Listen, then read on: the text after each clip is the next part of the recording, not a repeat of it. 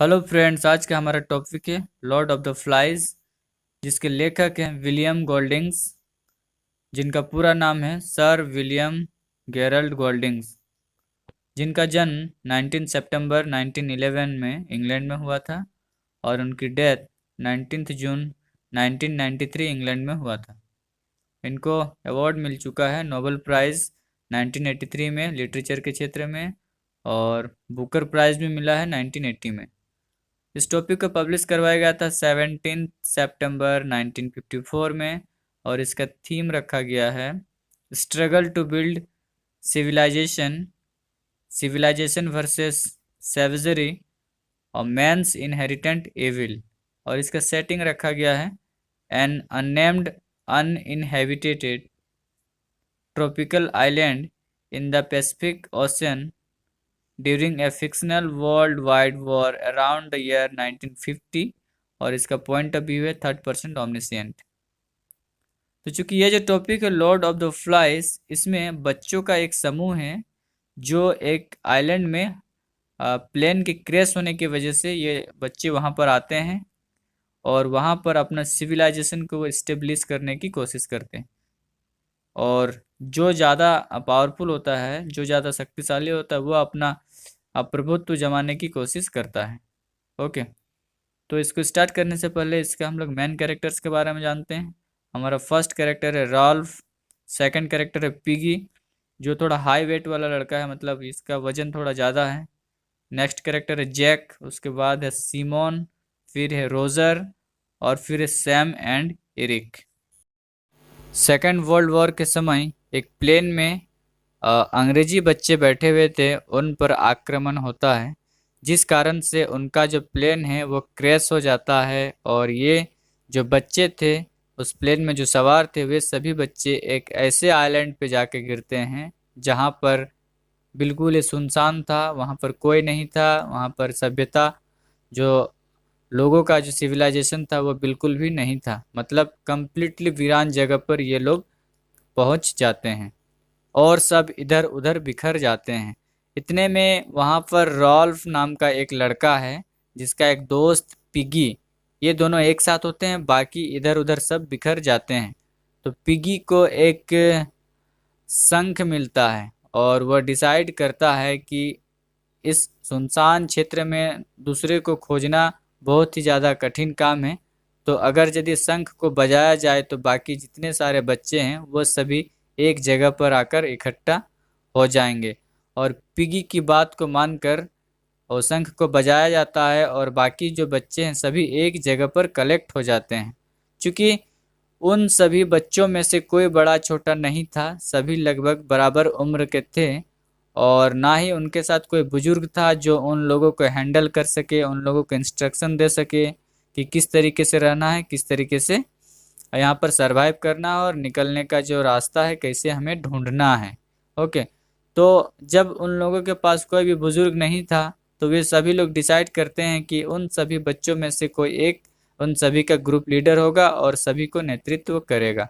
सभी कोई रॉल्फ को वोटिंग करते हैं और वह उन सभी का हेड बन जाता है। जब रॉल्फ हेड बन जाता है तो वह जैक नाम का एक लड़का को एक दूसरे ग्रुप का ग्रुप लीडर बनाता है और उस ग्रुप का नाम रहता है हंटिंग ग्रुप। तो जैक जो होता है वह हंटिंग ग्रुप का ग्रुप लीडर बन जाता है और उन लोगों का काम होता है कि वहाँ पर जितने भी सारे बच्चे हैं सभी लोगों के लिए, सभी बच्चों के लिए शिकार लाना, मतलब भोजन कलेक्ट करना, चाहे फ्रूट्स हो या फिर जानवर को मारना। तो बेसिकली उस जंगल में, उस आइलैंड में जो जंगली सुअर थे जानवर के रूप में, उसका शिकार हुआ होता था, और साथ ही साथ जो फ्रूट्स थे, इन सभी चीज़ों को वे लोग लेकर आने का उन लोगों को ऑर्डर मिल जाता है। इसके साथ साथ रॉल्फ जो है और 3 कंडीशन वहाँ पर उन लोगों के बीच में रखता है। कहता है कि हम लोग यहाँ की जो मिट्टी है, जो बालू है, पानी है, यहाँ पर हम लोग फन करेंगे, मज़े करेंगे, टू हैव फन। और दूसरा बताते हैं कि टू सरवाइव, हम लोग यहाँ पर खाने पीने का भी व्यवस्था करेंगे और जीने की कोशिश करेंगे।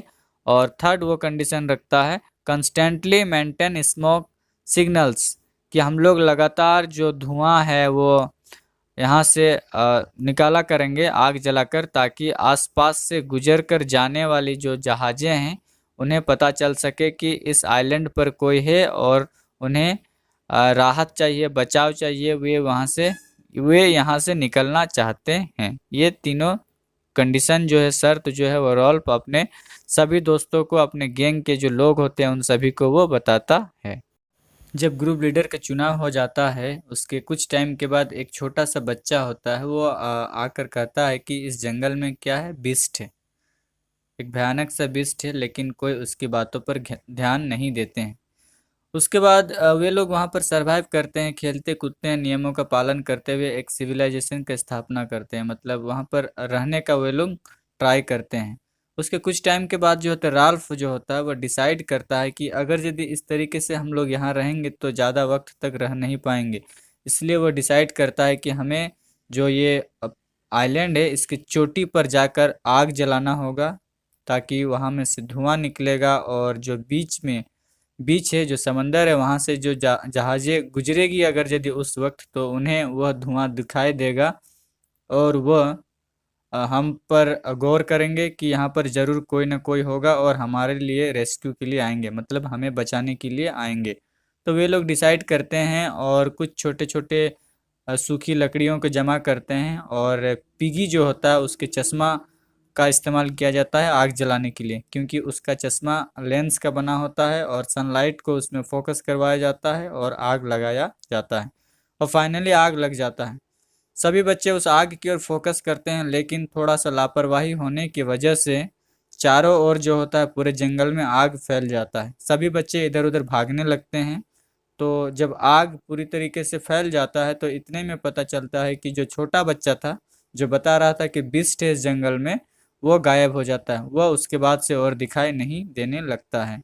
उसके बाद आग वाला जो इंसिडेंट है वो फिनिश होने के बाद राल्फ को ऐसा लगने लगता है कि जो बच्चे हैं वो सिर्फ खेल कूद में ध्यान दे रहे हैं, कोई भी उसके काम में हाथ नहीं बटा रहा है। मतलब राल्फ जो है सभी के लिए शेल्टर बना रहा होता है रहने के लिए, और कोई भी उसका मदद नहीं करता है। इस बात से राल्फ बहुत ही ज़्यादा उदास हो जाता है। उधर क्या होता है, जो जैक है हंटर ग्रुप का जो लीडर होता है, वो थोड़ा जेलियस वाला लड़का होता है। वो चाहता था कि वो इन सभी का मेन लीडर बने रॉल्फ की जगह में। मतलब रॉल्फ अभी जो मेन लीडर है उसकी जगह में कौन रहना चाहता था, जैक।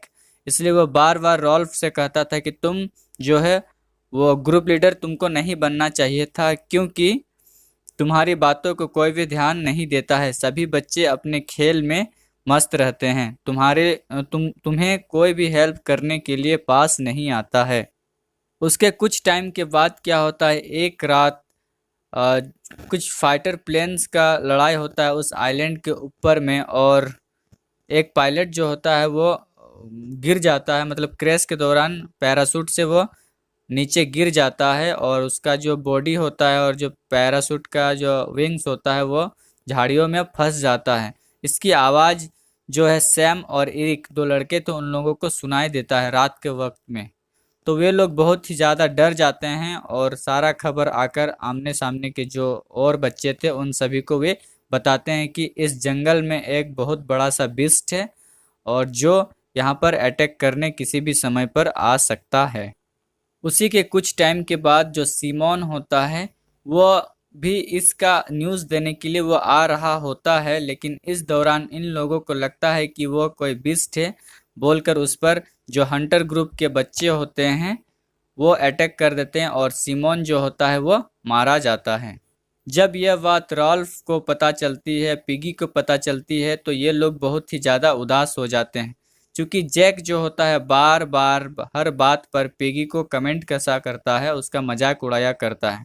फाइनली जब सभी बच्चे उसके पास जाते हैं, वो जो पैराशूट वाला जो व्यक्ति होता है वहाँ पर, तो उन्हें पता चलता है कि वहाँ पर कोई डेथ नहीं किया है, वो सॉरी वहाँ पर कोई बिस्ट नहीं है, बल्कि वो जो फाइटर प्लेन्स का जो पायलट था वो गिरकर मर गया, उसका वहाँ पर डेड बॉडी है।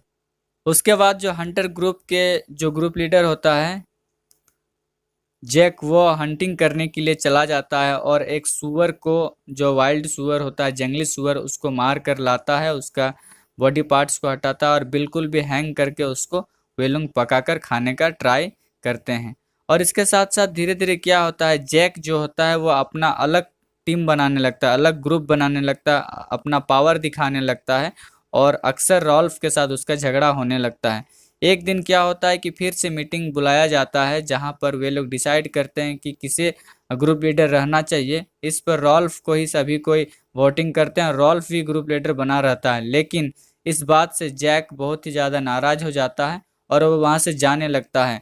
तो उसके साथ साथ और कुछ बच्चे रॉल्फ के साथ भी जाते हैं, जिस वजह से क्या होता है कि जैक का एक अलग ग्रुप बन जाता है। मतलब यहाँ पर कहा जा सकता है कि जो लोग होते हैं सत्ता और पावर और अपना बुराई जो है, अपना गलत विचार है, उन सभी चीज़ों पर हावी होने के बाद वह अपना पावर दिखाना चाहते हैं, लोगों के ऊपर अपना तानाशाही करना चाहते हैं। ठीक उसी प्रकार ये जो बच्चा है जैक, वो भी ये सारा चीज़ दिखाना चाहता है।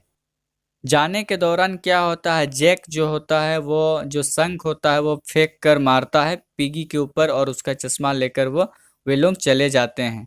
बाद में जब पिगी अपना चश्मा लेने के लिए जैक के वहाँ पर जाता है तो जैक और उसके जो कुछ साथी होते हैं हंटर ग्रुप के, वे लोग इस पर अटैक कर देते हैं और फाइनली पिगी भी मारा जाता है। जब रॉल्फ को इसके बारे में पता चलता है तो वो भी उसके आसपास जाता है, पर उसे बहुत ही ज़्यादा डर महसूस होने लगता है, क्योंकि उसे ऐसा महसूस होता है कि अब उसे भी मरना पड़ेगा। मतलब वे जो हंटर ग्रुप के लोग हैं वो इसे भी मार देंगे। फाइनली ये क्या करता है, अपने आप को बचाते हुए झाड़ियों में छिपकर पूरा रात वेट करता है। और इतने में पता चलता है कि मॉर्निंग में एक शिप आता है जिसमें एक नेवल ऑफिसर आते हैं और छिपते छिपाते हुए खुद को रॉल्फ उसके पास जाता है और जाकर जोरों से रोने लगता है। तो जब वो रोने लगता है तो बाकी जो बच्चे थे वे लोग भी उसके पास आ जाते हैं और वो भी रोने लगते हैं, सिसकने लगते हैं, क्योंकि वे लोग इतने दिनों से यहाँ पर थे और यहाँ पर वे लोगों ने अपना जीवन किस तरीके से बिताया, इन सभी चीज़ों के बारे में वे उसको बताते हैं और सभी कोई रोने लगते हैं। और इस तरीके से ये जो टॉपिक है वो फिनिश हो जाता है। तो चूंकि इस टॉपिक में कंक्लूजन यही निकलता है कि अभी के दौर में अगर यदि कोई ऐसा व्यक्ति हो जिसके पास पावर हो, वो और अधिक पावर पाना चाहता है और हर एक व्यक्ति एक से बढ़कर एक के ऊपर जाना चाहता है और अपने ऊपर पावर लाना चाहता है। पावर मिलने के बाद वह अपनी शक्तियों का इस्तेमाल मैक्सिमम गलत तरीकों से करना चाहता है। Okay, thank you.